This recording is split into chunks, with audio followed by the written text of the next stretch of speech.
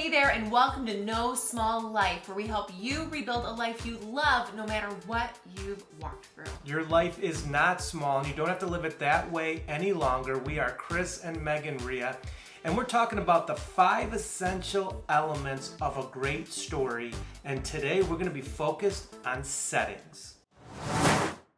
The setting is the location of the action. And when an author describes the environment of the story, it feels like you're right there, just like plopped in the middle of wherever they led you, right? When a director or a set designer crafts a vision, you just get a sense of the environment of the movie or the story as soon as it begins. Settings, though, inanimate, basically, are the third, almost silent character. They have a significant impact on how we feel. Yeah, they do. Think about your favorite iconic movies, okay? Rocky. Rocky would not have been Rocky without the backdrop of inner city Philadelphia, right? Running up those steps, I mean, come on. The Sound of Music would not have been The Sound of Music without the hills of Austria behind the story. Recently, we watched some of the backstory of the making of The Godfather, and let me tell you, the thought that went into the creation of the environment, the mood that they were just trying to set with the lighting and make the audience feel. I realized, honestly, you guys, it was one of the reasons I never really loved The Godfather. How dare you? I'm so sorry.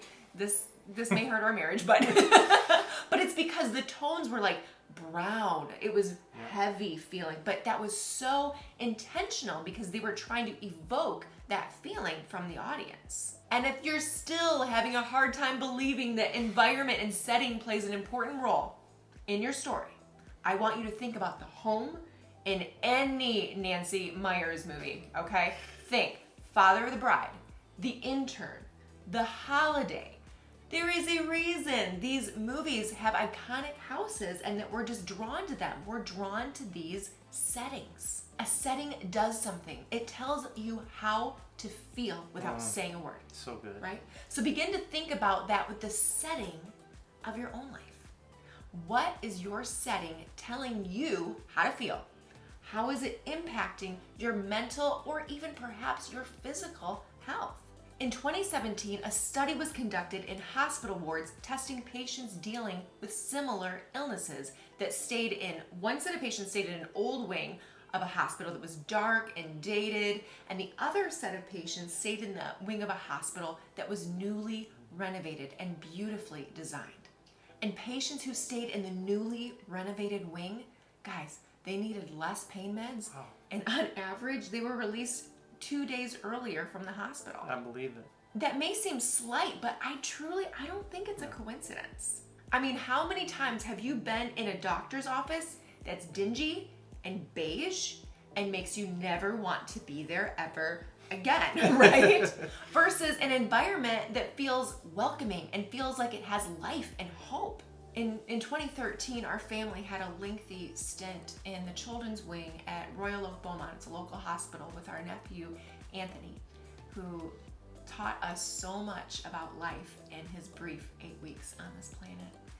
And the emotional climate of being in the NICU is weighty, and I'm so sorry if you know that. But what was neat is the intention that went into the design, the beauty that was there was such a gift. There were bright colors and soft surfaces. There were climbing structures for all the kids that were there, cozy little nooks filled with plants, and that reminded you that there would be beauty again, even though that it felt dark in this moment. Then you kind of juxtapose that a few months ago. We were in a very reputable hospital with one of our closest friends, and the environment there, guys, it was the exact opposite. And for being one of the most respected hospitals in the country, the environment, the setting did nothing to give you hope or joy. It just felt physically bleak, and I could just feel that bleakness in my heart too. Because when a setting is filled with dull and unappealing things, scientifically it leads to boredom and depression and dissatisfaction. But it's also noted that being surrounded by a setting that's pleasing improves your cognitive function, your mood, your behavior, and get this, it lights up the pleasure and reward centers in your brain. So the question is this: If the goal is to create and live out a story of your life that you're proud of, is your environment currently setting you up to support that?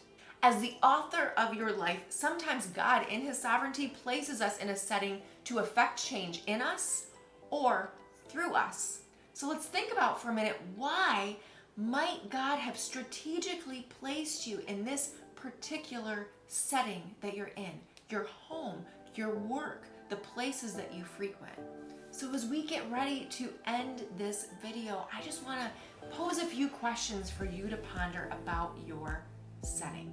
What is your current setting telling you to feel? Does it make you want to escape like a beige doctor's office? Or is it inviting you in to more? What is your setting doing to your emotions? So let me close with this. What's within your control to change and positively impact your environment? What small step can you take towards that thing this week? So that's all we have for you today. If you haven't yet done so, we'd love for you to subscribe to this channel or share this video with someone who might need it. We also have a Facebook group. There's a link in the show notes that you can join and become part of our community, get access to weekly challenges and different things that we do as a community. We also want to let you know that No Small Life is a nonprofit run on the donations of people. If you'd like to partner with us, you can do so at nosmalllife.me. Have a great day, everyone, and remember, your life is not small.